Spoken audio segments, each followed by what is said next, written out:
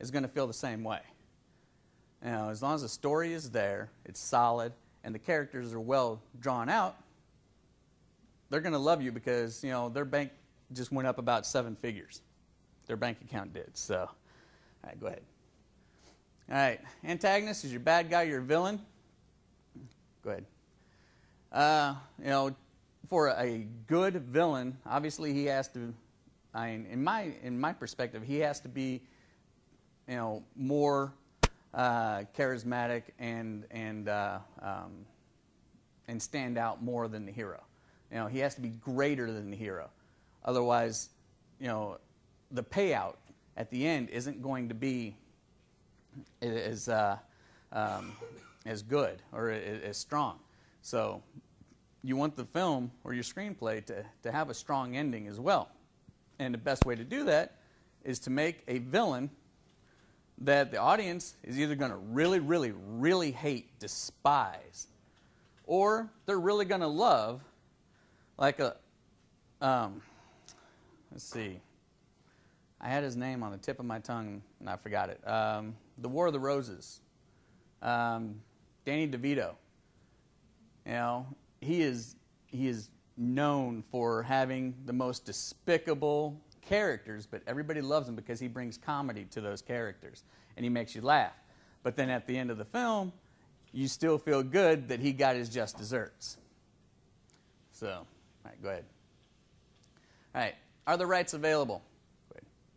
All right, the best way to find out if the rights are available for whatever book you're adapting is to contact the authors, contact the publisher.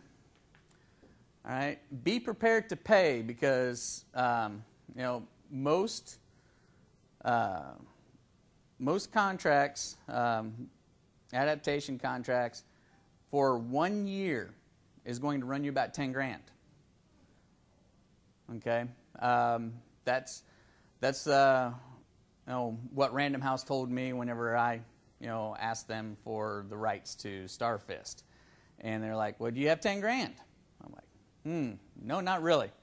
You know, I just happened to be really good friends with the authors at that time, and they worked a deal with me. But, you know, I just happen to be friends with the authors. If you're not friends with the authors and can't pull strings like that, then you're going to pay about 10 grand up front, right?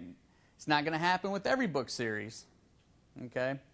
But that's the standard for a 1 year, you know, 12 months rights option for your book series. Okay, go ahead. All right, and then be prepared to write quickly because you've only got 1 year to write your screenplay and market it.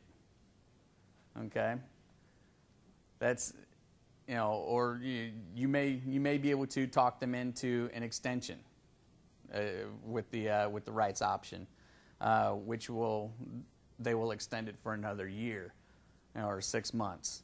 You know, and you know, if you can sell yourself and sell your idea, because they're business people just like everybody else. You know, they want to see their product on the film because it brings in more revenue to them.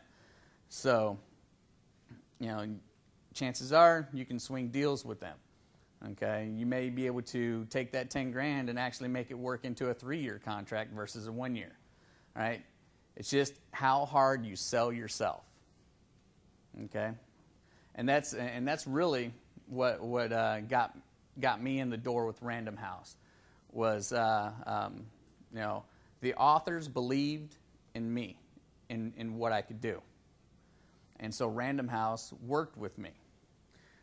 But if you're timid about it, then they're going to eat you alive. Okay? You know your strengths and capitalize on those. And push yourself as a writer. If you're a strong writer and you know that you can do the project and pump out the product, then you know, let them know that. And you know, they'll more than likely work with you. But if you're timid, they'll feed you to the wolves. Okay? I got a question with the, now, if you have to pay them 10 grand and they give you the rights for that year, do they get paid also out of the film, or does that increase their book sales?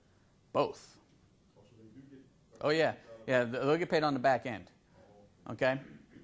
All right, and I can go in, this presentation doesn't really go into that aspect, but I can tell you about that aspect after the presentation. All right? Because I'm going to be here all day, and you guys can ask me questions all you want.